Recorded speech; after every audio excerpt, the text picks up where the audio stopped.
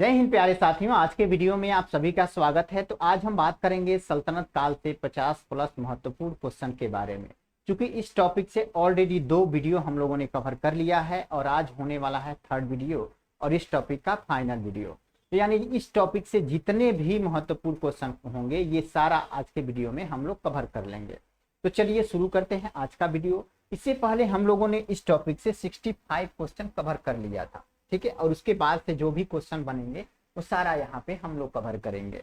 Okay, चलिए शुरू करते हैं। आज का पहला क्वेश्चन हमारा हो जाता है, अलाई दरवाजा का निर्माण किस सुल्तान ने करवाया था। तो अलाई दरवाजा का निर्माण अलाउद्दीन खिलजी के द्वारा करवाया गया था। कब करवाया गया था? तो 1311 ईस्वी में। 1311 ईस्वी में दिल्ली में करवाया गया था। और दिल्ली में कहाँ करवाया गया था? तो कुतुब मीनार का नाम सुना होगा। कुतुब मीनार, जो कुतुब मीनार था, कुतुब मीनार के परिसर में ही, कुतुब मीनार के परिसर में ही अलाई दरवाजा का निर्माण करवाया गया था अलाउद्दीन खिलजी के द्वारा। तो ये कई बार क्वेश्चन बनता है कि अलाई दरवाजा कहाँ पे स्थित है, तो वहां पे ऑप्शन दिया रहता है कुतुब मीनार। तो कुतुब मीनार में ही ये स्थित है। ओके, हमारा नेक्स्ट क्वेश्चन हो जाता है, कुतुबुद्दीन ऐबक की राजधानी थी। कुतुबुद्दीन ऐबक की राजधानी कहाँ थी? तो ये थी लाहौर में। लाहौर में। अगर बात करें गुलाम वंश के बारे में, तो गुलाम वंश का संस्थापक जो था वो कुतुबुद्दीन ऐबक था। कुतुबुद्दीन ऐबक के द्वारा 1206 ईस्वी में गुलाम वंश की स्थापना की जाती है। गुलाम वंश, गुलाम वंश को ही मामलुक वंश भी कहते थे। गुलाम वंश को ही मामलुक वंश के भी नाम से जाना जाता था, जिसकी स्थापना कुतुबुद्दीन ऐबक के द्वारा 1206 ईस्वी में की गई। और जब ये गुलाम वंश की स्थापना किया तो अपनी राजधानी को लाहौर में बनवाया। लाहौर अपनी राजधानी बनवाया। लेकिन गुलाम वंश का जो तीसरा शासक था इल्तुतमिश, जब वो गद्दी पे बैठा तो उसने अपनी राजधानी लाहौर से दिल्ली स्थानांतरित कर लिया था। तो लाहौर से दिल्ली स्थानांतरित करने का श्रेय किसको जाता है? तो इल्तुतमिश को, ठीक है, इल्तुतमिश को। इल्तुतमिश ने ही गुलाम वंश का ऐसा शासक था जिसने राजधानी को लाहौर से दिल्ली स्थानांतरित किया था। ओके, फिर बात करें तो अलाउद्दीन खिलजी। अलाउद्दीन खिलजी के प्रसिद्ध सेनापतियों में किसकी मंगोलों के विरुद्ध लड़ते हुए मृत्यु हो गई थी? तो वो था जफर खां। जफर खां और मंगोल शासकों के बीच जब युद्ध हुआ तो उसमें जफर खां की मृत्यु हो गई थी। तुगलकनामा, तुगलकनामा के रचनाकार कौन है? तो तुगलकनामा के रचनाकार हो जाते हैं अमीर खुसरो। अमीर खुसरो ने ही तुगलकनामा का रचना किया हुआ था। अगर बात करें गुलबदन बेगम की, तो इसने हुमायूं नामा की रचना की हुई थी। हुमायूं नामा, गुलबदन बेगम ने हुमायूं नामा की रचना की हुई थी और अमीर खुसरो ने तुगलकनामा की। ओके, ये क्वेश्चन पूछा हुआ है प्रीवियस ईयर में। भारत में मोहम्मद गोरी, भारत में मोहम्मद गोरी ने किसको प्रथम अक्ता प्रदान किया था? तो वो था कुतुबुद्दीन ऐबक। मोहम्मद गोरी ने कुतुबुद्दीन ऐबक को प्रथम अक्ता प्रदान किया था, जिसके तहत ये आगे चल के ही एक तरह से गुलाम वंश की स्थापना करता है। आपने पिछले वीडियो अगर कवर किया होगा तो उसमें हमने बताया था कि जो कुतुबुद्दीन ऐबक ने गुलाम वंश की स्थापना की वो पहले मोहम्मद गोरी का ही गुलाम हुआ करता था। लेकिन जब मोहम्मद गोरी भारत में अपने विजित प्रदेशों को, जीता हुआ प्रदेशों को किसी न किसी गुलाम को सौंप के भारत से वापस जा रहा था, तो उसी में दिल्ली का जागीर इसको सौंप के चला गया था कुतुबुद्दीन ऐबक को। तो इसी के तहत किया हुआ था, ठीक है, इसी के तहत, अक्ता प्रथा के तहत, इक्तादारी से संबंधित है अक्ता। अब बात करते हैं कि सुल्तान के काल में खालसा भूमि अधिक पैमाने पर विकसित हुई थी। ये अलाउद्दीन के काल में खालसा भूमि अधिक पैमाने पे विकसित हुई थी। अब बात करें खालसा भूमि कौन सी भूमि थी? तो ऐसी भूमि जहां से डायरेक्ट कर सुल्तान को प्राप्त होता था, खालसा भूमि कहा जाता था। या कहें कि वो सुल्तान का ही भूमि था, सुल्तान का ही भूमि था। उसका सारा उपज मजदूरों का मजदूरी छांट के, एक तरह से जो मेहनताना है वो छांट के, बाकी जितने भी अनाज थे वो सारा सुल्तान को प्राप्त होता था। वैसी भूमि को एक तरह से खालसा भूमि कहते हैं। यानी यूं कहें कि अलाउद्दीन का स्वयं का जमीन जो था वो खालसा भूमि कहलाता था। ओके, तो किस सुल्तान के काल में खालसा भूमि अधिक पैमाने पे विकसित हुआ था? तो अलाउद्दीन खिलजी के समय में, अलाउद्दीन खिलजी के समय में। अब बात करें सल्तनत काल के सिक्के टका, सहगनी और जीतल किस धातुओं के बने हुए थे? सल्तनत काल में टका फेमस थे, सहगनी और जीतल फेमस हुआ करते थे। तो ये किस धातु के बने थे? तो अगर बात करें टका का, तो ये चांदी का बना हुआ था। टका चांदी का बना था, और सहगनी जो था ये भी चांदी का ही बना था, लेकिन जीतल जो था ये तांबा का बना हुआ था, तांबा का। ओके, तो टका, सहगनी और जीतल किस धातुओं के बने थे? तो टका चांदी, सहगनी चांदी और जीतल तांबा का बना हुआ था। तो हमारा ऑप्शन ए सही हो जाता है, ऑप्शन ए सही हो जाता है, चांदी, चांदी और तांबा। अब बात करें अमीर कोही, अमीर कोही जिसको कृषि विभाग कहते थे नामक एक नया विभाग किस सुल्तान द्वारा शुरू किया गया था? तो कृषि विभाग यानी अमीर कोही एमबीटी मोहम्मद बिन तुगलक के द्वारा शुरू किया गया था। ठीक है, ये एक प्रकार का कृषि विभाग था, मोहम्मद बिन तुगलक के द्वारा शुरू किया गया था। अब बात करते हैं अमीर खुसरो ने किसके विकास में अग्रगामी की भूमिका निभाई थी? तो हिंदी भाषा की जो खड़ी बोली थी, हिंदी भाषा की जो खड़ी बोली थी उसके विकास में अमीर खुसरो ने अपनी अहम योगदान दिया। तो ये ऑप्शन सी सही हो जाता है। ये यूपी पीसीएस में पूछा गया सवाल है। यहाँ पे लगभग के लगभग अधिकतम क्वेश्चन प्रीवियस ईयर में कहीं ना कहीं पूछे गए सवाल हैं, और ये आगे आने वाले एग्जाम में भी पूछने की संभावना है, तो सारा हम लोग यहाँ पे कवर करेंगे। अगर बात करें तैमूर लंग ने किसके शासनकाल में भारत पर आक्रमण किया था? तो ये हो जाता है नासिरुद्दीन महमूद तुगलक। तुगलक वंश का अंतिम शासक हुआ करता था जिसका नाम था नासिरुद्दीन महमूद तुगलक। इसी के शासन काल में तैमूर लंग के द्वारा 1398 ईस्वी में हमला किया जाता है और दिल्ली को बुरी तरह लूटा जाता है, और लूटने के उपरांत दिल्ली का शासक कमजोर पड़ जाता है। उसके कुछ समय बाद यानी लगभग 1414 ईस्वी के आसपास क्या होता है? तो तुगलक वंश का अंत हो जाता है। ठीक है, और फिर तुगलक वंश के बाद किसका शासन स्थापित होता है? तो सैयद वंश का, सैयद वंश का शासन स्थापित होता है। ठीक है, तो सैयद वंश, कई बार क्वेश्चन पूछता है कि सैयद वंश, दिल्ली पे सैयद वंश के स्थापना में मुख्य भूमिका किसकी थी? तो इसी का था, तैमूर लंग का। तैमूर लंग ने दिल्ली पे जब आक्रमण किया तो उस समय तुगलक वंश का शासन हुआ करता था, और उसने तुगलक वंश के शासक जो हुआ करते थे नासिरुद्दीन महमूद तुगलक, उससे युद्ध किया और फिर दिल्ली को खूब लूटा, और जब लूट लिया तो वैसे ही दिल्ली कमजोर हो गया। फिर कुछ समय बाद वो धीरे धीरे अंत की कगार पे पहुंच गया। उसके बाद ही सैयद वंश की स्थापना हुई दिल्ली में 1414 ईस्वी में। फिर बात करें भारत में पोलो खेल का प्रचलन किया। भारत में पोलो खेल का प्रचलन किसने किया था? तो तुर्कों ने किया था। भारत में पोलो खेल का प्रचलन तुर्कों ने किया था। पोलो खेल को ही उस समय चौगान कहा जाता था। चौगान, चौगान का नाम सुना होगा। ये चौगान खेलते ही कुतुबुद्दीन ऐबक की मृत्यु हुई थी। कुतुबुद्दीन ऐबक की मृत्यु चौगान खेलते वक्त ही घोड़े से गिर जाने के कारण मृत्यु हो गई थी। ओके, तो चौगान को ही पोलो खेल कहा जाता है। बात करें किसने एक तरफ संस्कृत मुद्रा लेख के साथ चांदी के सिक्के निर्गत किए थे?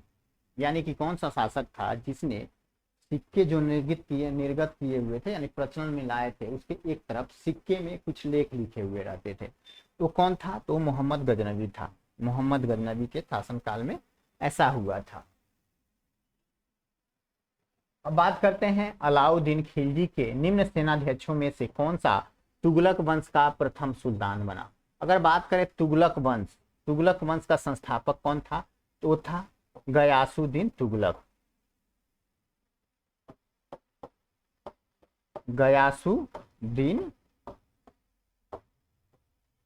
तुगलक।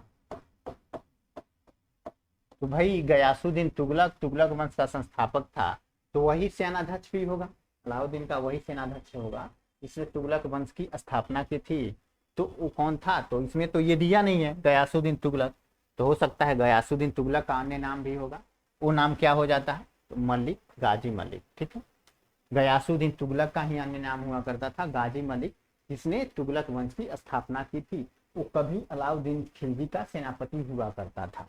ठीक है, अलाउद्दीन खिलजी का। तो तुगलक वंश की स्थापना कब हुई थी? तो ये 1320 ईस्वी में, यानी खिलजी वंश के तुरंत बाद वाला जो वंश था वो तुगलक वंश ही था, जिसकी स्थापना गाजी मलिक या गयासुद्दीन तुगलक ने किया हुआ था। जवाबित थे, जवाबित क्या हुआ करते थे? तो उस समय राज्य का कानून हुआ करता था, राज्य के कानून को ही जवाबित के नाम से जाना जाता था। फिर बात करें निम्न में से किस राजवंश के अंतर्गत बिजारत का चरमोत्कर्ष हुआ था? बिजारत, बिजारत का चरमोत्कर्ष क्या हुआ, किसके शासनकाल में हुआ करता था? तो तुगलक वंश के। तुगलक वंश में खास तौर पे फिरोज शाह तुगलक जो हुआ करता था, फिरोज शाह तुगलक, फिरोज शाह तुगलक, इसी के समय में बिजारत अपने चरमोत्कर्ष पे था। बिजारत क्या हुआ करता था? तो बिजारत एक संस्था हुआ करती थी जो मुस्लिम धर्म में उसकी मान्यता प्राप्त हुआ था, मुस्लिम धर्म में मान्यता प्राप्त था इस बिजारत संस्था का। तो इसी के समय में वो अपने चरमोत्कर्ष पे था तुगलक वंश के। बात करें तौल की सबसे छोटी इकाई कौन थी? तो तौल की सबसे छोटी इकाई जो थी उसे रत्ती कहा जाता, रत्ती या रक्तिका, संस्कृत में उसी को रक्तिका कहा जाता था। वही तौल की सबसे छोटी इकाई हुआ करती थी। ओके, प्रसिद्ध कवि अमीर खुसरो दरबार में रहे। वाह, ये कितने एग्जाम में पूछा हुआ है, यूपी पीसीएस में, उत्तराखंड पीसीएस में, एमपी पीसीएस में, एसएससी में भी ये क्वेश्चन पूछा गया है, यानी कई बार ये क्वेश्चन पूछा गया है कि प्रसिद्ध कवि अमीर खुसरो दरबार में रहते थे। तो किसके दरबार में ये रहते थे? तो ये अलाउद्दीन खिलजी के दरबार में रहते थे। इसके अलावा ये बलवन के भी दरबार में रहे हैं, बलवन। उसके अलावा ये जलालुद्दीन जो एक तरह से कहें अलाउद्दीन का ससुर जो हुआ करता था, जलालुद्दीन खिलजी, उसके समय में भी राज दरबार में रहा करते थे अमीर खुसरो। यानी कि अलाउद्दीन खिलजी के दरबार में तो रहते ही थे, ऑप्शन में ये दोनों नहीं है, ठीक है, अलाउद्दीन खिलजी है, लेकिन बलवन के दरबार में भी थे और जलालुद्दीन खिलजी के दरबार में भी थे। ये कई बार क्वेश्चन पूछा गया है, आने वाले एग्जाम में ये पूछने की ज्यादा संभावना है। अब बात करें किसने सल्तनत काल में प्रचलित डाक व्यवस्था का विस्तृत विवरण दिया है। यानी किसी न किसी ने डाक व्यवस्था के बारे में अपने किताब में विस्तृत विवरण दिया है। तो किसने दिया हुआ है? तो वो दिया हुआ है इब्न बतूता ने। इब्न बतूता ने सल्तनत काल के समय में जो डाक व्यवस्था थी उसका विवरण अपनी किताब में दिया हुआ है। उसने डाक व्यवस्था को दो भागों में बताया था। एक तो जो घुड़सवारी दल हुआ करता था, घोड़ा का दल, घोड़ा का डाक जिसको भी बोलते थे, घोड़ा का डाक, एक पैदल डाक। उस समय दो तरह से डाक व्यवस्था थी। एक घोड़ा का डाक था, मतलब घोड़े से एक जगह से दूसरे जगह डाक पहुंचाई जाती थी, और एक पैदल पहुंचाई जाती थी। जो घोड़े वाला डाक था वो 4 मील पे एक स्टेशन बनाया गया था। स्टेशन मतलब 4 मील के बाद एक और घोड़ा सवार खड़ा रहता था। वहां पे कोई यदि डाक लेके पहुंचता था तो वो डाक लेके फिर वहां से वो रवाना हो जाता। ठीक है, जैसे आज के डेट में अगर आप जाते हैं किसी डाक में, कोई कुछ रख छोड़ते हैं तो वहां से डाक दूसरे डाक पे जाता है और फिर तीसरे डाक पे ऐसे जाता है। तो उसी प्रकार से व्यवस्था थी। तो जो घोड़ा वाला डाक था वो 4 मील पे एक इसका मुख्यालय हुआ था। ठीक है, लेकिन पैदल डाक जो व्यवस्था था वो 1 मील में 3 डाक चौकियां हुआ करती थी। 1 मील में 3 डाक चौकी हुआ करती थी, 3 डाक चौकी। ठीक है, यानी 3 डाक चौकियां बनी हुई थी। जो पैदल लेके जाते थे डाक, तो यानी कि 1 मील में 3 जगह डाक चौकियां बनी हुई थी। एक डाक पे छोड़ के चले जाते थे, और वहां से दूसरा लेके दूसरा डाक पे जाता था, वहां से कोई और लेके तीसरा डाक पे जाए, ऐसे मतलब एक तरह से डाक व्यवस्था प्रचलित थी इसके शासनकाल। ठीक है, तो ये इब्न बतूता ने अपनी पुस्तक में इसका जिक्र किया हुआ है। फिर बात करें तैमूर लंग। तैमूर लंग ने किस वर्ष में भारत पर आक्रमण किया हुआ था? ये 1398 ईस्वी में भारत पे आक्रमण किया था। उस समय तुगलक वंश का शासन था भारत में। तुगलक वंश का कौन सा शासक था? तो गयासुद्दीन महमूद तुगलक, गयासुद्दीन महमूद तुगलक। फिर बात करें दिल्ली के किस मुस्लिम शासक के निधन पर इतिहासकार बदायूनी, जो बदायूनी था, उसने कहा कि राजा को अपनी प्रजा से तथा प्रजा को अपनी राजा से मुक्ति मिली। ठीक है, तो ये था मोहम्मद बिन तुगलक। मोहम्मद बिन तुगलक की जब मृत्यु हुई तो बदायूनी में ये शब्द लिखा हुआ था कि अंततः प्रजा को राजा से और राजा को प्रजा से मुक्ति मिल ही गई। ऐसा क्यों कहा गया था? तो ऐसा इसलिए कहा गया था कि उस समय मोहम्मद बिन तुगलक के शासनकाल में मोहम्मद बिन तुगलक ने प्रजा के प्रति कुछ ऐसे निर्णय लिए थे जिससे जनता के हित में नहीं था। ठीक है, अव्यवस्थित तरीके से उसने निर्णय लिया था। इसके शासनकाल में जनता बहुत परेशान थी इससे, इसलिए ये कहा गया था बदायूनी के द्वारा। तो ऑप्शन बी सही हो जाता है। फिर बात करते हैं कि दिल्ली के सुल्तान बलबन का पूरा नाम क्या हुआ करता था? तो इसका पूरा नाम गयासुद्दीन बलबन हुआ करता था। ऑप्शन सी सही हो जाएगा, गयासुद्दीन बलबन हुआ करता था। अब बात करें कौन सा सुल्तान नया धर्म चलाना चाहता था? नया धर्म ही चलाना चाहता था, किंतु उलेमाओं ने विरोध किया। उलेमा उस समय क्या हुआ करते थे? एक तरह से धर्म का ठेकेदार हुआ करते थे। जैसे काजी आज के डेट में काजी हुआ करता है, मुस्लिम धर्म में काजी हुआ करते थे, वैसे ही उलेमा हुआ करते थे पहले।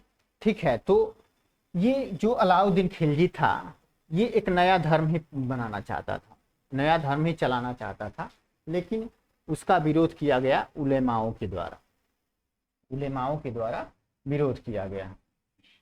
अब बात करें दिल्ली में कौन सा ऐतिहासिक स्मारक भारतीय तथा फारसी वास्तुकला शैली का उदाहरण है? ये हो जाता है हुमायूं का मकबरा। हुमायूं का मकबरा इसमें भारतीय तथा फारसी वास्तुकला शैली से बनाया गया है। हुमायूं के मकबरे को भारतीय और फारसी वास्तुकला शैली में बनाया गया है। ठीक है, किसको? तो हुमायूं के मकबरे को।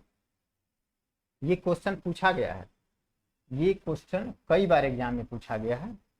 ठीक है, RAS मतलब राजस्थान PCS कह सकते हैं, राजस्थान एडमिनिस्ट्रेटिव सर्विस में पूछा गया है। ओके,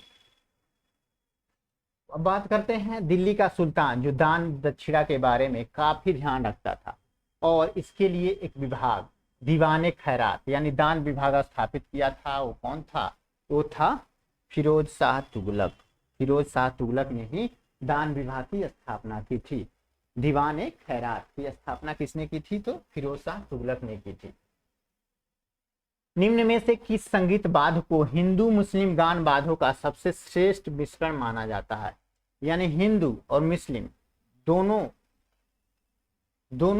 गान वाद्यों का सबसे श्रेष्ठ मिश्रण माना जाता है, तो वो हो जाता है सितार। ये दोनों धर्मों में इसको श्रेष्ठता प्रदान की गई हुई है, हिंदू और मुस्लिम धर्मों में। नई फारसी काव्य शैली सबक ए हिंदी अथवा हिंदुस्तानी शैली के जन्मदाता किसको माना जाता है? तो हिंदुस्तानी शैली के जन्मदाता अमीर खुसरो को माना जाता है। ठीक है, अमीर खुसरो को ही तूतीय हिंद, हिंदुस्तान का तोता कहा जाता है। ठीक है, अमीर खुसरो को तूतीय हिंद या हिंदुस्तान का तोता कहा जाता है, या इन्हीं को ही हिंदुस्तानी शैली के जन्मदाता के रूप में भी जाना जाता है।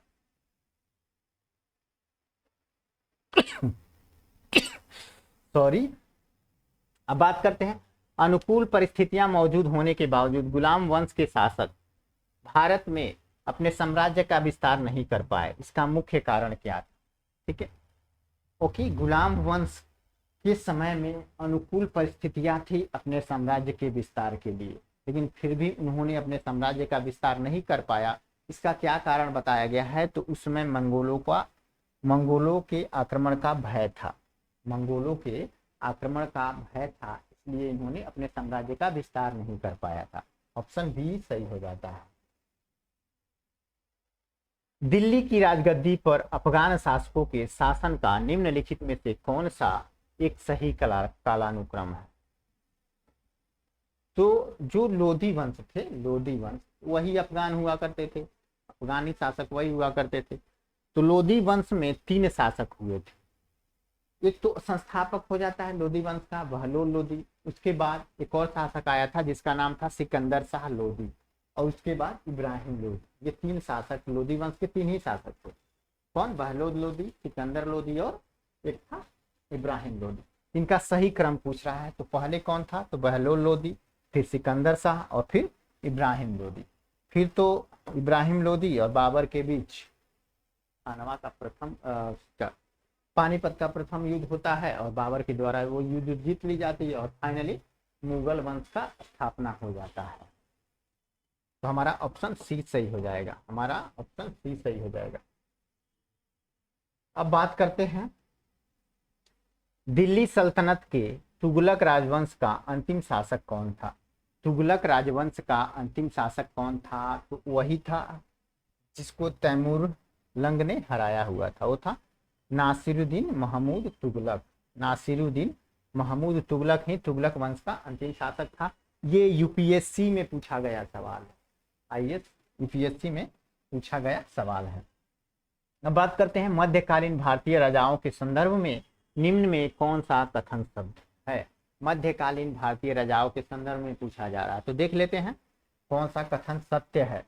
अलाउद्दीन खिलजी ने एक अलग विभाग दीवाने आरिज स्थापित की थी। ये गलत है, क्योंकि दीवाने आरिज की स्थापना अलाउद्दीन खिलजी ने नहीं किया था, बल्कि इसकी स्थापना किसने किया था? तो बलबन ने किया था। किसने किया था? तो बलबन ने किया था।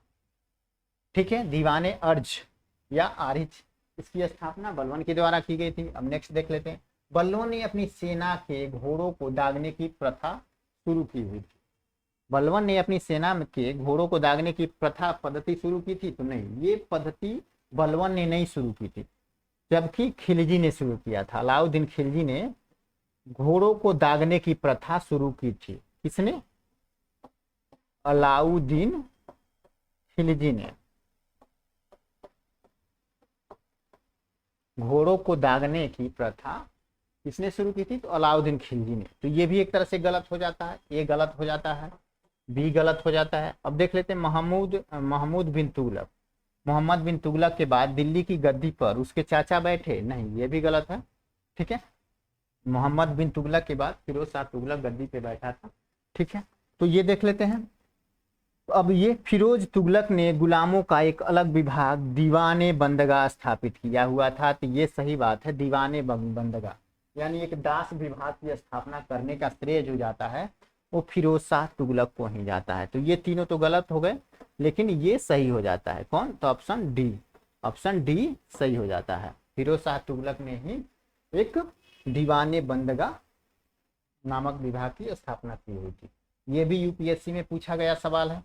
फिर बात कर लेते हैं चंगेज खां के अधीन मंगोलों ने किसके शासनकाल में भारत पर आक्रमण किया हुआ था? तो इल्तुतमिश के शासनकाल में 1221 ईस्वी में। हालांकि इन्होंने दिल्ली पे आक्रमण नहीं किया हुआ, दिल्ली पे आक्रमण नहीं किया था चंगेज खां ने, लेकिन इल्तुतमिश का ही कुछ साम्राज्य हुआ करता था उत्तर पश्चिम में। ठीक है, उस वाले हिस्से पे इसने आक्रमण किया। यूपी देखिए, यूपीएससी में और एनडीए दोनों में ये सवाल पूछे गए। निम्नलिखित युग्म में कौन सा सही सुमेलित है? तो ये देख लेते हैं। दीवाने बंदगा ये तुगलक, हाँ तुगलकों ने ही दीवाने बंदगा नामक विभाग की स्थापना की थी। दीवाने बंदगा यानी एक तरह से दास विभाग से संबंधित था। दास जो गुलाम हुआ करते थे उन्हीं का विभाग था ये दीवाने बंदगा। उसको शुरू किसने किया था? तो फिरोज शाह तुगलक ने। ठीक है, फिरोज तुगलक ने। ये तुगलक वंश से संबंधित ही था, तो यही हमारा सही ऑप्शन हो जाता है, यही। अब देख लेते हैं दीवाने मुस्तक राज, ये बलबन ने ये विभाग की स्थापना की थी? तो नहीं, ये शुरू किया था दीवाने मुस्तक राज, ये शुरू किया था किसने? तो अलाउद्दीन खिलजी ने, अलाउद्दीन खिलजी ने। ठीक, ये एक वित्त विभाग हुआ करता था। दीवाने मुस्तक राज जो था ये क्या हुआ करता था? तो ये वित्त विभाग हुआ करता था, जिसको अलाउद्दीन खिलजी ने शुरू किया हुआ था। अब बात करें दीवाने कोही। दीवाने कोही किसने शुरू की थी? दीवाने कोही जो शुरू की हुई थी, ये शुरू किया था मोहम्मद बिन तुगलक ने। किसने? मोहम्मद बिन तुगलक ने। ये कृषि विभाग था, ये अभी पढ़े हम लोग कुछ देर पहले, ये कृषि विभाग था। ठीक है, दीवाने कोही जो था उसकी शुरुआत मोहम्मद बिन तुगलक के द्वारा की गई थी, न कि अलाउद्दीन खिलजी के द्वारा। ये कृषि विभाग हुआ करता था। अब बात करें दीवाने अर्ज। दीवाने अर्ज किसने शुरू की थी? ये शुरू किया था बलबन ने। ठीक है, दीवाने अर्ज बलबन ने शुरू किया था। दीवाने अर्ज किसने शुरू किया था? ये बलबन के द्वारा शुरू किया गया था। तो हमारा सही ऑप्शन यही हो जाता है, दीवाने बंदगा तुगलक वंश ने शुरू किया था जी, जो था फिरोज शाह तुगलक। फिरोज शाह तुगलक ने ही शुरू किया था, बाकी सब मैच सही नहीं है। अब बात कर लेते हैं सल्तनत काल में फवाजिल का अर्थ क्या हुआ करता था? तो सल्तनत काल में फवाजिल का अर्थ हुआ करता था अभिजात वर्ग को दिया जाने वाला अतिरिक्त भुगतान, तो ये सही नहीं है। वेतन के बदले में निर्धारित मालगुजारी, तो ये भी सही नहीं है। इक्तादारों द्वारा सरकारी खजाने में जमा की जाने वाली अधिशेष राशि, इसी को फवाजिल कहते थे। ठीक है, फवाजिल किसको कहते थे?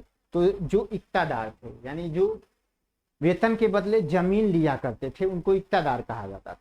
तो इक्तादारों के द्वारा सरकारी खजाने में जमा की जाने वाली जो अधिशेष राशि थे, यानी जो कर के रूप में जमा करते थे, उसी को फवाजिल कहा जाता था। यूपीएससी का क्वेश्चन है। फिर बात करते हैं दिल्ली का सुल्तान जो भारत में नहरों के सबसे बड़े जाल का निर्माण करने के लिए प्रसिद्ध है, वह कौन था? ये तुगलक शासक हुआ करता था। कौन था? तो फिरोज शाह तुगलक। फिरोज शाह तुगलक ने ही अपने शासनकाल में सबसे ज्यादा नहरों का निर्माण करवाया हुआ था। तो हमारा ऑप्शन सी सही हो जाता है। अब बात करते हैं फिरोज तुगलक द्वारा स्थापित दारुल सफा क्या था? ये क्या था? दारुल सफा एक खैराती अस्पताल था, एक तरह से कह सकते हैं सरकारी अस्पताल हुआ करता था दारुल सफा। ठीक है, ये किसने स्थापित किया था? तो ये फिरोज शाह तुगलक ने स्थापित किया हुआ था। उत्तर प्रदेश पीसीएस में पूछा गया सवाल है। अब बात करते हैं किस मुस्लिम शासक के सिक्कों पर देवी लक्ष्मी की आकृति बनी हुई थी? यानी सिक्के जो बने हुए थे, उस सिक्के पे देवी लक्ष्मी की आकृति बनी हुई थी, वो किसने बनवाया हुआ था? तो मोहम्मद गोरी। मोहम्मद गोरी ने जो सिक्के ढलवाए थे भारत में, उसके एक तरफ देवी की मूर्ति बनी हुई थी। ठीक है, जौनपुर राज्य का अंतिम शासक कौन था? तो ये था हुसैन शाह सरकी। हुसैन शाह सरकी जौनपुर का अंतिम शासक हुआ करता था। ठीक है, फिर बात करें दिल्ली के किस सुल्तान ने ब्राह्मणों पर जजिया कर लगाया था? तो ब्राह्मणों पे जजिया कर किसने लगाया था? तो फिरोज शाह तुगलक ने लगाया था। जजिया कर की बात करें तो जजिया कर को सबसे पहले किसने शुरू किया था? तो कौन था? मोहम्मद बिन कासिम। किसने? तो कासिम ने 712 ईस्वी में जजिया कर प्रारंभ किया, लेकिन उसने ब्राह्मणों पे जजिया कर नहीं लगाया हुआ। सारे धर्मों पे लगाया हुआ था, सारे जातियों पे लगाया हुआ था, लेकिन ब्राह्मणों पे उसने जजिया कर नहीं लगाया हुआ था।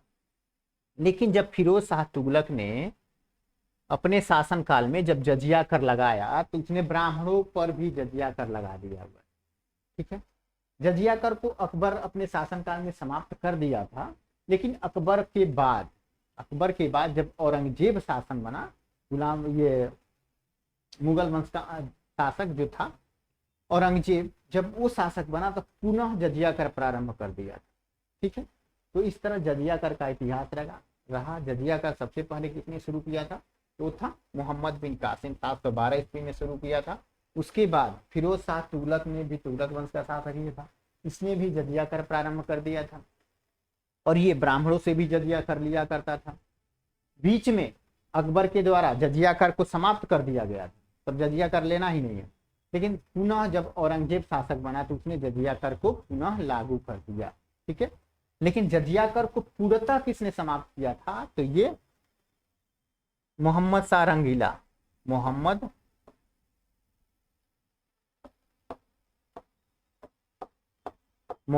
शाह रंगीला का नाम सुना होगा आपने, इसने जजिया कर को पूर्णतः समाप्त कर दिया था। फिर बात करें तो चंगेज खान का मूल नाम क्या हुआ करता था, तो तेमोचिन हुआ करता था। चंगेज खान का मूल नाम जो हुआ करता था वो तेमोचिन हुआ करता था। क्या? तेमोचिन। अब बात करें निम्नलिखित में से किसने चिंतामणि भट्ट द्वारा रचित ग्रंथ शुक सप्तति, चिंतामणि ने ग्रंथ रचित थी जिसका नाम था शुक सप्तति, इसका फारसी में अनुवाद कर उसका नाम तूतीनामा रखा। ये किसने रखा था? तूतीनामा। सुक्त सप्तति का नाम तूतीनामा किसने रखा था, तो वो था ख्वाजा जियाउद्दीन नक्शवी, ख्वाजा जियाउद्दीन नक्शवी। ठीक है, इसने सुक सप्तति का फारसी में अनुवाद कराया जिसका नाम था तूतीनामा। ठीक है, ये कौन था? ख्वाजा जियाउद्दीन नक्शवी। ये भी यूपीपीसीएस 2022 में पूछा गया सवाल है। ठीक है, फिर बात कर लेते हैं निम्नलिखित में से किस राजवंश के शासनकाल में तैमूर या तैमूरलंग ने 1398 ईस्वी में भारत पर आक्रमण किया था, वो था तुगलक वंश। तुगलक वंश के शासनकाल में ही तैमूरलंग ने भारत पे आक्रमण किया था। अब बात करें तो दिल्ली सल्तनत के दौरान मुकद्दम या चौधरी पद का इस्तेमाल किसके लिए किया जाता था? ये जो गांव का प्रधान हुआ करता था, गांव का प्रधान, उसी को क्या कहा जाता था? या तो चौधरी कहा जाता था या मुकद्दम के नाम से जाना जाता था। ये बीपीएससी का सवाल है, बीपीएससी 2022 में पूछा गया है। फिर बात करें तो मंगोल शासक जो हुआ करता था चंगेज खान, उसकी मृत्यु कब हुई, तो ये एसएससी 2022 में पूछा गया सवाल है। ये 1227 ईस्वी। मंगोल शासक चंगेज खान की मृत्यु कब हुई थी, तो 1227 ईस्वी में हुई थी। फिर बात करें तो खरीदादार कौन था? खरीदादार कौन था, तो फरमानों को भेजने वाला जो अधिकारी होता था, फरमान कौन भेजता था? किसी दूसरे राजा के दरबार में कोई फरमान भेजना रहता था तो भेजने का जो कार्य करता था वो था खरीदादार।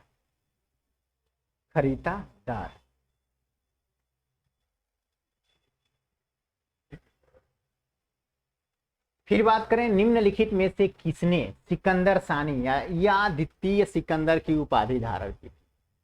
तो दिल्ली सल्तनत का वह कौन शासक था जो अपने आप को द्वितीय सिकंदर कहता था या द्वितीय सिकंदर की उपाधि धारण की थी? तो कौन था? वो अलाउद्दीन खिलजी ही हुआ करता था। वो विश्व को जीतने के लिए निकल चला था। ठीक है, लेकिन उसका एक सहपाठी हुआ करता था, एक तरह से गुलाम था, जिसने मना कर दिया, बहुत समझाया कि भैया इतना आसान नहीं है, तुम सिकंदर नहीं बन सकते। सिकंदर था तो उस महान था, ठीक है, लेकिन तुम ऐसा नहीं कर पाओगे। तो फिर मान गया था अलाउद्दीन खिलजी, लेकिन अपने आप को सिकंदर ही समझता था। ओके, तो द्वितीय सिकंदर की उपाधि किसने ली थी, तो वो था अलाउद्दीन खिलजी। अलाउद्दीन खिलजी। किस सल्तनत कालीन शासक को मिन्हाज ने हातिम ताई द्वितीय की संज्ञा दी थी? एक बहुत बढ़िया धारावाहिक आता है, ठीक है, सीरियल आता है जिसका नाम है हातिम ताई। तो हातिम ताई की एक कहानी है, ठीक है, तो उसी की उपाधि दिया गया था किसको, तो हातिम ताई द्वितीय की उपाधि किसको दी गई थी? कुतुबुद्दीन ऐबक को। कुतुबुद्दीन ऐबक को, क्योंकि ये बहुत दरिया दिली वाला इंसान था, बहुत सारा दान करता था, लोगों के कष्ट में शामिल होता था, इसीलिए इसे हातिम ताई द्वितीय कहा गया था। ठीक है, 2.5 दिन का झोपड़ा। 2.5 दिन का झोपड़ा मस्जिद अजमेर में जो है उसका निर्माण किसने करवाया था? ये कुतुबुद्दीन ऐबक के द्वारा ही करवाया गया था 2.5 दिन के झोपड़े का निर्माण। अब बात करते हैं निम्नलिखित में से कौन अपने को ईश्वर का अभिशाप कहता था? अपने को ईश्वर का अभिशाप कहता था वो कौन था? तो चंगेज खान। ये बहुत क्रूर शासक हुआ करता था। जब किसी राज्य पे आक्रमण करता था ये, तो वहां के राजा या जनता एकदम भयभीत हो जाते थे, डर जाते थे। इसका करतूत ही कुछ ऐसा था। वो क्या करता था, जब आक्रमण करता था तो अपने सैनिकों को आदेश देता था कि भाई जितने भी तुम सर लाओगे उसी के हिसाब से तुम लोग को इनाम दिया जाएगा। तो उसके सैनिक क्या करते थे, जाते थे, बूढ़ों के, बच्चों के, औरतों के, सैनिकों के, या मतलब जो भी इंसान मिलता था उसका सर काट के अपने भाले में गोथ खिला के उसके सामने चंगेज खां के सामने पसार देते थे। ठीक है, जिसके लिए चंगेज खां उनको भर भर के इनाम दिया करता था और इससे दूसरे राजा डर जाते थे। जब चंगेज खां किसी राज्य पे आक्रमण करता था तो वो तो बैठा रहता था, लेकिन उसके सामने जो मुंडी था सर का टीला बन जाता था। उसके सैनिक सर काट काट के लाके उसके सामने रख देते, इतना बड़ा बड़ा गुम्बद जैसे टीला बन जाता था। इसीलिए ये अपने आप को ईश्वर का अभिशाप कहता था। ठीक है, ईश्वर का अभिशाप कौन था, तो चंगेज खां था। अभी कुछ देर पहले हम लोगों ने एक क्वेश्चन पढ़ा था कि गुलाम वंश के सामने बहुत सारी सुविधाएं थी अपने साम्राज्य का विस्तार करने के लिए, लेकिन उन्होंने अपने साम्राज्य का विस्तार नहीं कर पाया था, क्योंकि उस समय चंगेज खां अपने साम्राज्य का विस्तार कर रहा था। उसी के डर से ये अपने साम्राज्य का विस्तार नहीं कर रहे थे कि कहीं चंगेज खां के नजर में आ गए तो उनकी बाट लगा देगा। ठीक है, चंगेज खां अलाउद्दीन खिलजी के समय में भी बहुत सारे आक्रमण किए थे, लेकिन वो सफल नहीं हो पाया था। फिर बात करें तो किसने 40 तुर्की सरदारों को लेकर तुर्काने चिहलगामे या चालीसा दल का गठन किया था। यानी 40 सरदारों का एक दल हुआ करता था जो किसी भी अहम मुद्दे पे अपना फैसला भी देता था, या युद्ध से संबंधित हो, या किसी को राजा बनाना हो, या कोई भी राजा के द्वारा निर्णय लेना हो, तो उस पर ये 40 सरदारों का सहमति आवश्यक था। बलवन भी इसका हिस्सा हुआ करता था। बलवन का नाम सुना होगा आप लोगों ने, वो भी इसका हिस्सा हुआ करता था।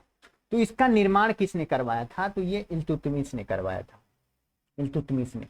लेकिन अंततः जब बलवन शासक बनता है, बलवन गद्दी पे बैठता है, तो ये इस विभाग को ही खत्म कर देता है, ये चालीसा दल को ही खत्म कर देता है। निम्नलिखित में से किसने चहलगामी या चालीसा दल का पूर्णतः सफाया कर दिया, तो अभी बताएं कि बलवन ने ही इस दल का पूर्णतः सफाया कर दिया। फिर बात करें तो किसके राज दरबार में सिजदा, सिजदा का मतलब होता है घुटनों पर बैठकर शीश नवाना।